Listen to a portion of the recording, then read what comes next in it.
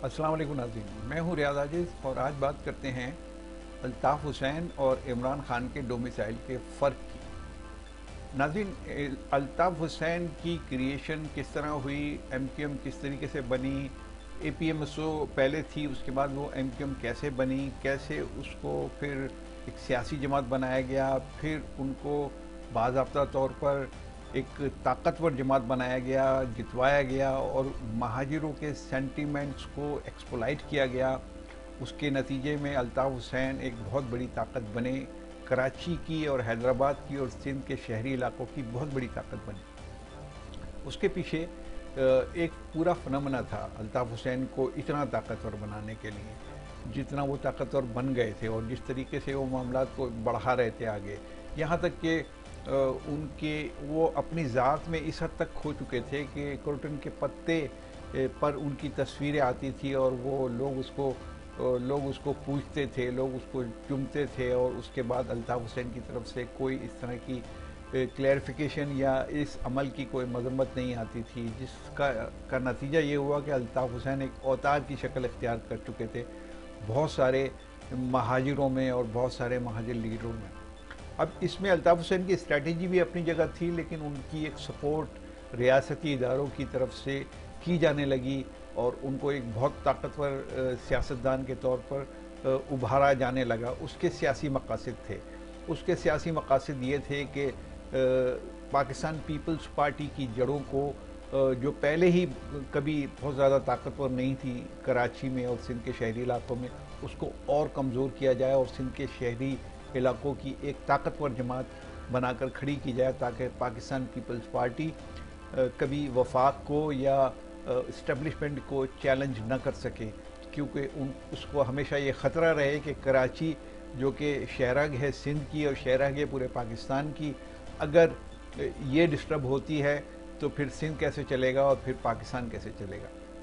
तो ये एक अल्ताफ़ हुसैन के हवाले से एक प्रेशर बिल्टअप किया गया, एक अल्ताफ़ हुसैन का हवेला बनाकर सियासी जमातों के सामने पेश किया गया। और ये सिर्फ ऐसे ही नहीं बना, उसमें अल्ताफ़ हुसैन की जमात के बहुत सारे लोगों की सख्तियाँ शामिल थीं।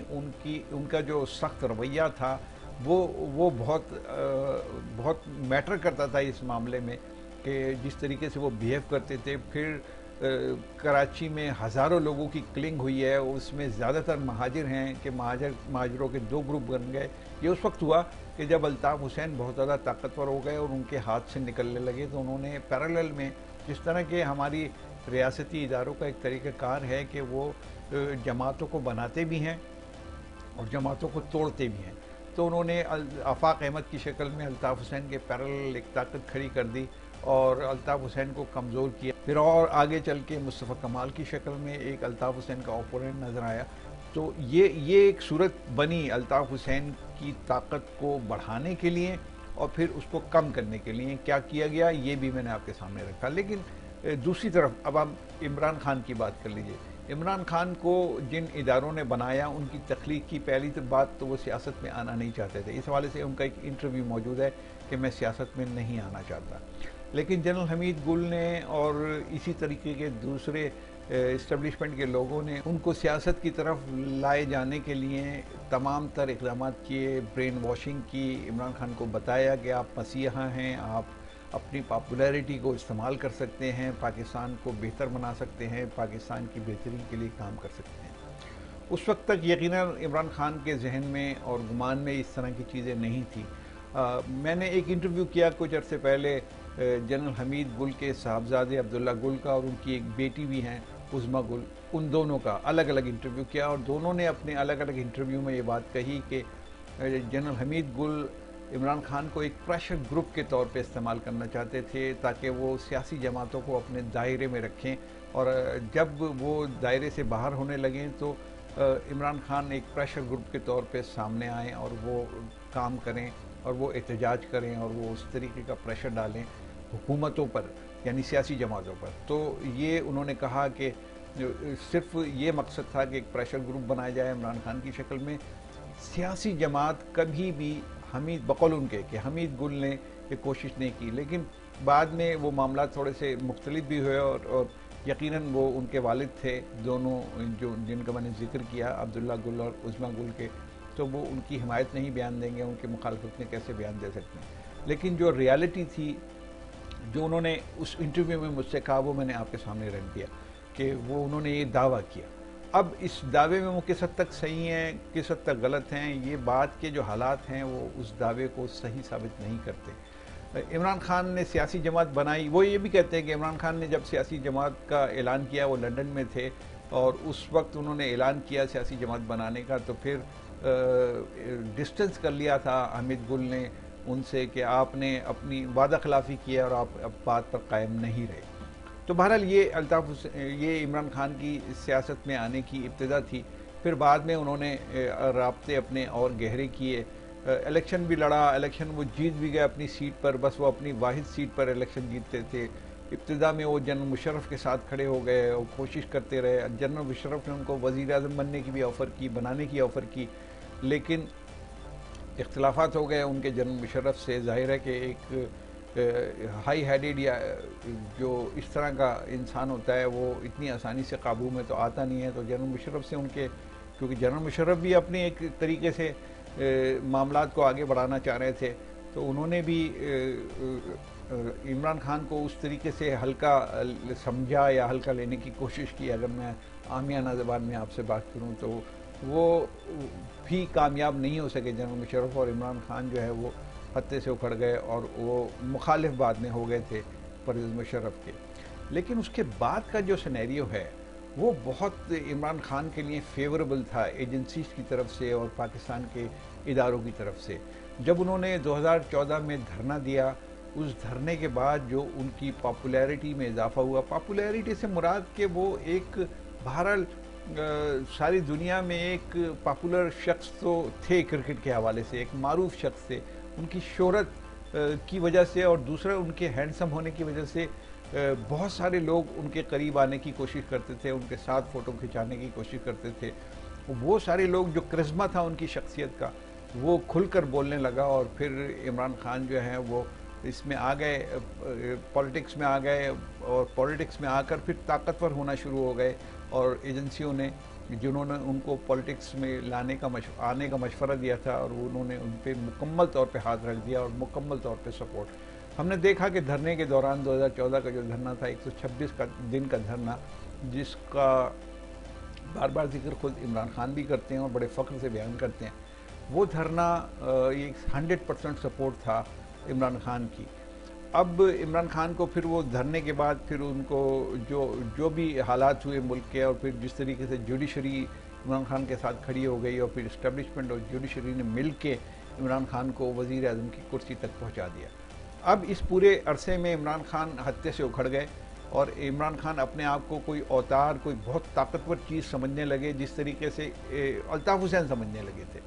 अल्ताफ़ हुसैन के साथ भी कुछ सेम, मतलब जिन लोगों का जहन सियासी नहीं होता, जो लोग सियासी हवाले से मुख्तलिफ सोच रखते हैं और वो डायरेक्ट बड़ी कुर्सी पर बैठने की कोशिश करते हैं और वो प्रोसेस से नहीं गुजरते, पॉलिटिकल प्रोसेस से, तो फिर उनकी सोच भी इसी तरह की होती है।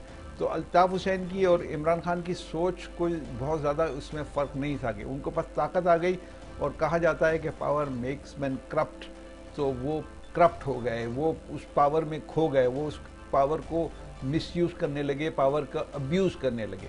दोनों हजरात, इमरान खान और अल्ताफ़ हुसैन, दोनों ने पावर को अब्यूज़ किया। अल्ताफ़ हुसैन ने कराची और सिंध के शहरी इलाकों में जो कुछ किया लोगों के साथ, वो भी तारीख का हिस्सा है। जो कुछ किया अपनी पावर को अब्यूज़ करके, जो कुछ भी वो अपने ही कारकुनों के साथ करते रहे, अपने ही महाजिरों के साथ करते रहे, वो भी तारीख का एक हिस्सा है। मैं खुद विक्टिम बना हूँ अल्ताफ़ हुसैन की उन पॉलिसीज़ का। मैंने अल्ताफ़ हुसैन और उनकी पार्टी के हवाले से कुछ ऐसी बातें की जो उनकी पार्टी उस वक्त कर रही थी। एक लाइव शो में बैठकर, एक टेलीविज़न चैनल का मैं कंट्रोलर न्यूज़ भी था, डायरेक्टर न्यूज़ भी बाद में हुआ, और उसके बाद मैंने वो प्रोग्राम किया जो मैं लाइव शो करता था, हफ्ते में 4-5 दिन मेरा प्रोग्राम होता था। तो उसमें मैंने अल्ताफ़ हुसैन की जो कुछ वो कर रहे थे, जो कुछ उनकी सियासत थी कराची में, उस हवाले से मैंने कुछ बातें की, और नेक्स्ट डे मुझे ऑफ एयर कर दिया गया, और उसके बाद 5-6 साल तक मुझे टेलीविज़न पर बैठने का मौका नहीं मिला। और अब तो जाहिर है कि बहुत सारे दीगर मामला भी हो गए जिसकी वजह से ये मौका शायद मेरे लिए नहीं है या मालूम हो चुके हैं इस मौके। तो उसकी वजह मैं इसमें स्पेशली अपना जिक्र इसलिए कर रहा हूँ कि मैं अल्ताफ़ हुसैन का हामी नहीं हूँ। मैं अल्ताफ़ हुसैन का एक विक्टिम हूँ। अल्ताफ़ हुसैन ने मुझे विक्टिम बनाया, उसकी पार्टी ने मुझे विक्टिम बनाया और मुझे बहुत सारे मेरे जो राइट था बहैसियत एक सहाफ़ी, मेरे राइट्स को सल्ब किया। मुझे किसी टेलीविज़न चैनल पे बैठने नहीं दिया गया। जुल्म हुआ, वो एक अलग दास्तान है और ये जुल्म की दास्तान मैं आपसे शेयर बहालत मजबूरी कर रहा हूँ, सिर्फ ये बताने के लिए कि मैं अल्ताफ़ हुसैन का हामी नहीं हूँ। अब जो पंच लाइन में इस पूरी सूरत हाल में आपके सामने रखना चाहता हूँ वो ये कि अल्ताफ़ हुसैन ने भी पावर को अब्यूज़ किया और इमरान खान ने भी पावर को अब्यूज़ किया और आखिर में अल्ताफ़ हुसैन ने भी रियासती इदारों के ख़िलाफ़ बात की, फ़ौज के ख़िलाफ़ बात की और जलाओ घराव की सियासत इख्तियार की और यही सियासत इमरान खान ने भी इख्तियार की।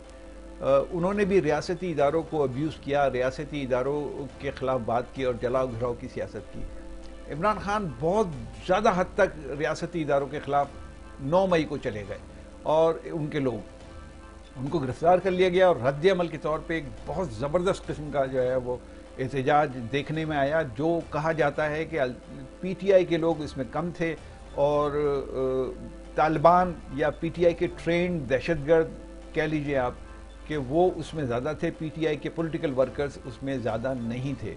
अलबत्ता एक जो जोशीले नौजवान होते हैं उनकी एक बहुत बड़ी तादाद थी कि जो पूरे पाकिस्तान में नज़र आई। लेकिन जो कार्रवाई की गई वो उन दहशतगर्दों की तरफ से की गई कि जो ट्रेंड दहशतगर्द थे और मेरा असेसमेंट ये है कि वो तालिबान थे जो कि सारे मुल्क में इस काम के लिए फैले और सारे मुल्क में उन्होंने वो पहले से फैले हुए थे। उनको पता था कि आज गिरफ्तारी होने जा रही है या पहले से एक मंसूबा था कि अगर गिरफ्तार किया जाएगा तो क्या क्या किस किस को क्या क्या करना है। तो वो अपनी अपनी जिम्मेदारियाँ निभाने के लिए पूरे पाकिस्तान में एक तालिबान एक ऐसी हकीकत है कि जो पूरे पाकिस्तान में मौजूद है, किसी न किसी शक्ल में। ये भी जहन नशीन किया रखना चाहिए या जहन में रखना चाहिए कि तालिबान भी एक हकीकत है और वो भी वही ताकत है कि जिसको बहुत ही माजरत के साथ हमारे रियासती इदारों ने ये मनाया।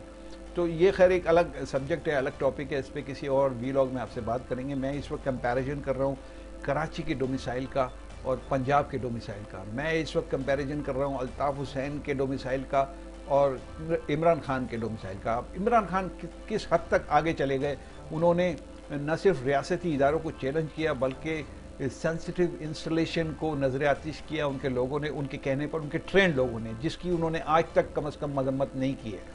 इसके अलावा जो शोधा के हवाले से किया गया, जो पाकिस्तान की तारीख़ी इमारत थी, पाकिस्तान से जुड़ी हुई बातें थीं, पाकिस्तान की जुड़ी हुई तारीख़ थी। कायद-ए-आज़म का जो हाउस था, कायद-ए-आज़म हाउस था, जिना हाउस जिसे कहते हैं लाहौर में, उसको तबाह किया, उसको जलाया। अगरचे वो कोर कमांडर कवर ये था कि कोर कमांडर हाउस को जलाया, लेकिन असल में वो टारगेट ये था कि पाकिस्तान की से जुड़ी हुई, पाकिस्तान की तारीख से जुड़ी हुई चीज़ों को जलाना है। तो कोर कमांडर बहरहाल वहाँ पे भी जाके कार्रवाई करना आसान नहीं। फिर जीएच के ऊपर जो हमला करने की कोशिश की गई। इसके अलावा फैसलाबाद में आईएसआई के दफ्तर पर हमला करने की कोशिश की गई। शहीदों की बेहुरमती की गई, उनकी तस्वीरों पर डंडे और पत्थर मारे गए, स्टैचू तोड़ दिया गया एक शहीद का। तो ये सारे काम किए, ये अल्ताफ़ हुसैन ने नहीं किए थे। इसका मतलब है कि इमरान खान अल्ताफ़ हुसैन से 4 रात ज़्यादा जाके उन्होंने एस्टेब्लिशमेंट के ख़िलाफ़ बात की। लेकिन आप देखिए कि आज इमरान खान घर में सुकून से बैठा हुआ है। उसकी पार्टी के लोग अलबत्ता मुख्तलिफ इदारों की हिरासत में हैं, मुख्तलिफ रियासती इदारों की या पुलिस की हिरासत में हैं, लेकिन वो ख़ुद आराम से सुकून से जमान पार्क में हैं और पूरी जुडिशरी उसके साथ खड़ी है और उससे फिर अब दोबारा से रिलीफ मिल गया। लेकिन वही दूसरी तरफ अल्ताफ़ हुसैन को आप रखिए कि उसने किसी रियासती इदारे की इंस्टॉलेशन पे हमले नहीं किए थे उसके लोगों ने। उसने जलाओ घराव तो ज़रूर किया था, लेकिन शहीदों की यादगारों को नहीं जलाया था। उसने आईएसआई के दफ्तर पे हमला नहीं किया था अल्ताफ़ हुसैन के लोगों ने। लेकिन अल्ताफ़ हुसैन को गद्दार करार दे के उसको सियासत से हमेशा के लिए बेदखल कर दिया गया और इतनी सख्त किस्म की पॉलिसी इख्तियार की गई एमक्यूएम के हवाले से फिर एमक्यूएम का एक नया धड़ा एमक्यूएम पाकिस्तान की शक्ल में सामने आया। तो ये सब कुछ अच्छा। फिर दूसरी तरफ ये देखें कि पूरी उसकी यहाँ पर एक फ़र्क है कि अल्ताफ़ हुसैन की पूरी पार्टी सियासत से आउट नहीं हुई, अल्ताफ़ हुसैन को सियासत से आउट किया गया। अल्ताफ़ और पूरी पार्टी के लोगों को किसी न किसी शक्ल में स्पेस दी गई। यहाँ फ़र्क है, यहाँ इमरान खान जो है वो सुकून में है और पूरी पार्टी के लोग जो हैं वो पार्टी के तमाम लोग वो किसी न किसी मुश्किल से दो चार हैं। कोई पार्टी छोड़ रहा है, कोई पार्टी से लाताल्लुकी का ऐलान कर रहा है, कोई टिकट वापस कर रहा है। अजीब बेचैनी और अजीब सूरत हाल है, लेकिन इमरान खान अब भी सुकून में है और अब भी वो टेलीविज़न इंटरव्यू दे रहा है। तो ये फ़र्क है और वो मौजूद है स्पेस अपने नज़रियात के साथ। जो भी सो कॉल्ड नज़रियात हैं, इमरान खान अपनी जगह मौजूद है, इंटरव्यू भी दे रहा है, तकरीरें भी कर रहा है, सारे काम कर रहा है। लेकिन अल्ताफ़ हुसैन को सीन से आउट कर दिया गया। जुर्म इमरान खान का बड़ा था, लेकिन सज़ा अल्ताफ़ हुसैन को बड़ी दी गई। इसका फैसला आप कीजिए कि क्या ये अदल है, क्या ये इंसाफ है। मैं इजाज़त चाहता हूँ। अल्लाह।